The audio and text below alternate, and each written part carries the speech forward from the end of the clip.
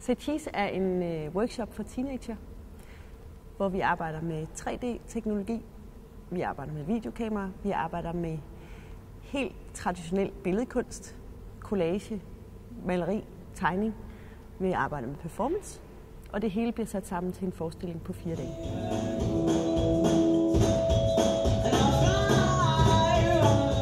Jeg fra Grænseløs har en interesse i at arbejde med de unge ud fra den her tematik, som er Say Cheese, som er en tematik, som handler om at iscenesætte sig selv, eller hvad skal man sige, iscenesættelsens væsen. Og så på længere sigt bruge nogle af de materialer, de ord, de ting, der kommer ud af workshoppen, til at danne en forestilling, som siger noget om, hvordan unge forholder sig til iscenesættelse. Det at være på, det at være jeg i, hvad skal man kalde det, centrum hele tiden. Det at skulle være på hver eneste dag, når du står op, i forhold til Facebook, eller kamera, eller blogs, eller iPhones, eller whatever. Og hvordan det væsen på en måde tager sig ud som, hvad skal man kalde det, som tematik.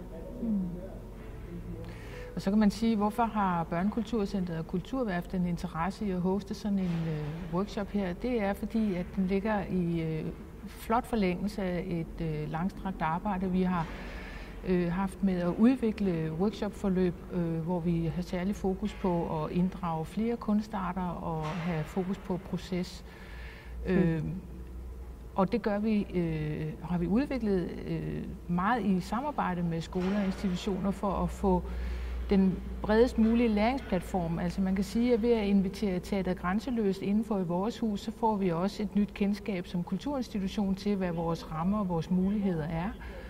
Og ved at samarbejde med skoler og institutionerne, så får vi ligesom pudset nogle kanter af. Altså vi får det til at kunne fungere i forhold til den dagligdag, som skolerne også er underlagt.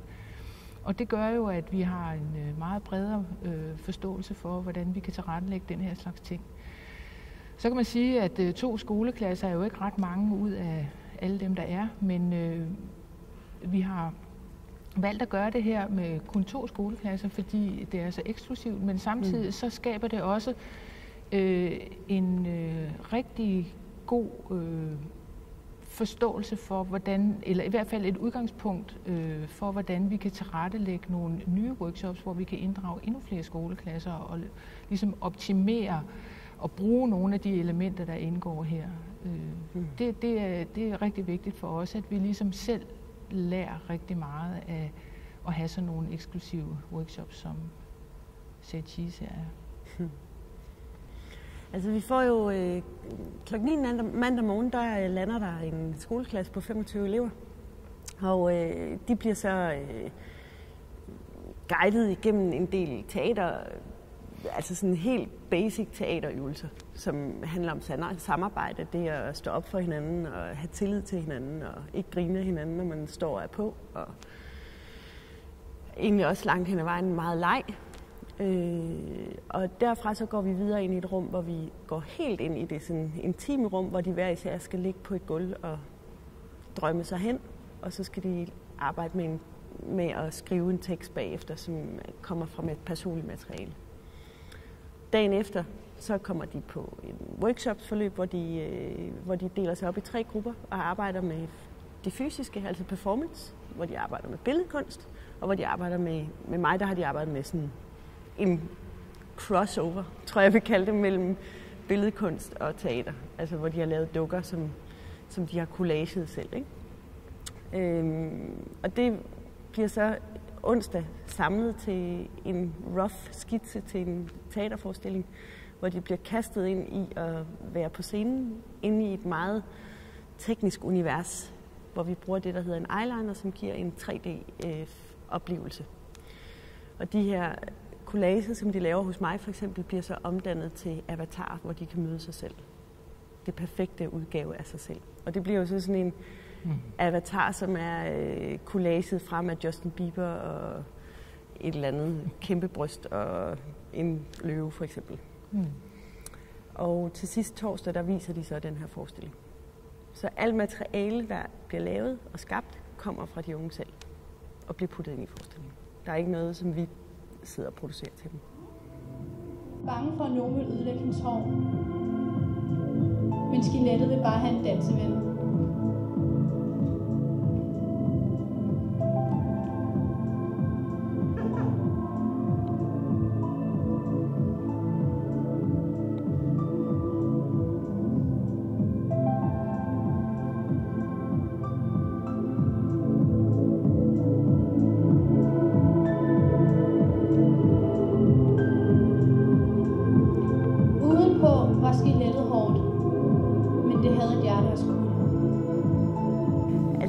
Den allerstørste udfordring, det er at for det første at arbejde med så meget teknologi til så mange penge med klasser, som jo ikke nogensinde har prøvet at arbejde med teknologi på den måde før. Men det har faktisk, nu har jeg jo gjort det i mange år med unge, og det er jo sådan, at de jo har en helt utrolig forståelse for teknologien, og har en masse på hjertet med det, og bruger det som det allermest naturlige i verden. Så derfor er det ikke en udfordring, det er mere man skal lige tænke sig om, hvor ledningerne ligger, og hvordan det er at få 25 elever ind i et teknisk rum. Og en anden udfordring er, at vi er rykket ind i det her kæmpe store tidligere skibsværft, og få så fin teknologi til at spille sammen med olie og duer, der kommer og klatter og dør for næsen af dig, og hvad der nu ellers har været af udfordringer, det var en del af det. Det har også været sjovt. Altså man kan sige, at man kan også sige, at det er en slags benspænd. Altså det der med at flytte ind i sådan et fuldstændig uindtaget land, det gør jo, at man får brudt rollerne op. Altså når man kommer som skoleklasse 25 elever og bliver lukket ind i det her gigantiske rum, så kan man ikke andet end blive ramt af en eller anden form for ydmyghed. I hvert fald så skaber det en helt ny situation, som gør, at man åbner sig op imod det nye.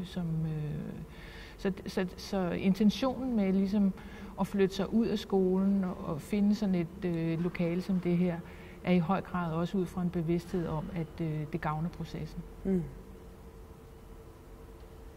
Så er der selvfølgelig alle de udfordringer, når der ikke er hverken spore, stole, materiale eller noget som helst i nærheden. Altså det kræver nogle ressourcer, men det er til at løse.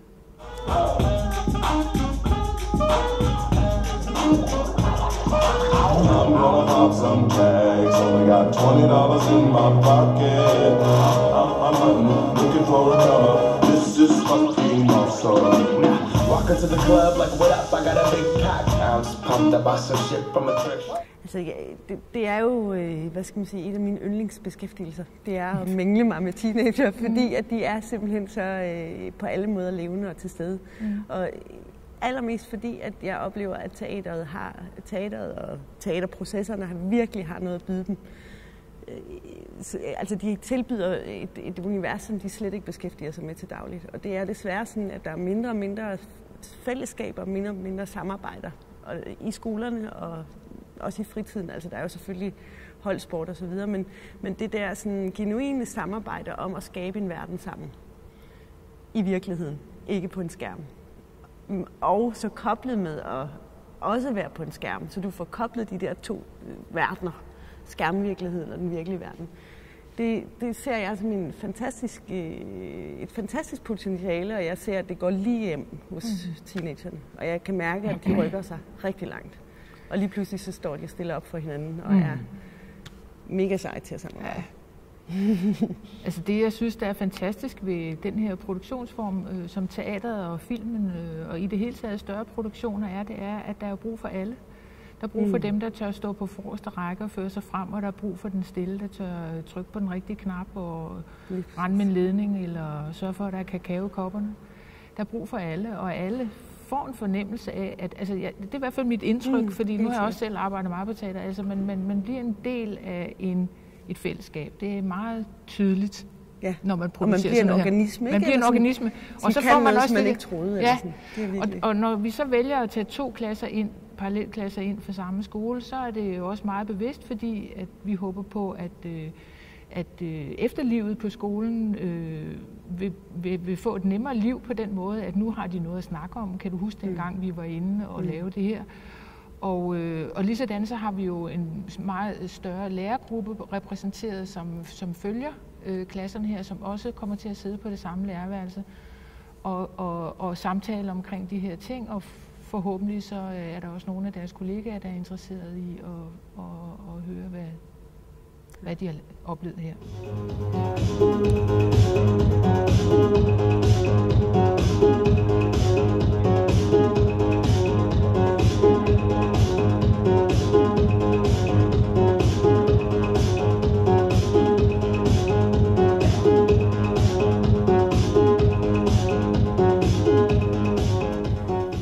Grænseløs er det jo, altså som ungdomsteater, det at kunne tilbyde de unge et internationalt environment at arbejde i. Altså det, at de for eksempel i dag kommer og skal spille forestillingen for et internationalt publikum, hvor jeg kan sige, at der er folk fra New York, og der er folk fra Berlin og fra hele verden. For det første, det er sådan en virkelig grundig essens, ikke? Og så er det også at kunne skabe nogle, hvad skal man sige, nogle rammer, som man ellers ikke lige ville kunne skabe, fordi at det internationale perspektiv giver nogle arbejdskræfter, som man ellers ikke. Altså for eksempel Fubi, som har været med hele vejen, som jeg har arbejdet med rigtig meget, og som bor i Berlin. Ham ville jeg jo ikke kunne have fået op, hvis ikke det var for Impact. Altså, så det er jo en stor luksus at kunne få ham ind.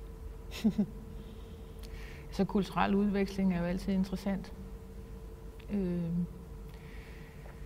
Jeg tror, at jeg synes, at det er rigtig bliver spændende med Impact, og hvis det kommer ud på karusellen og følge med i, hvordan ungdomsforestillingen bliver modtaget i andre lande.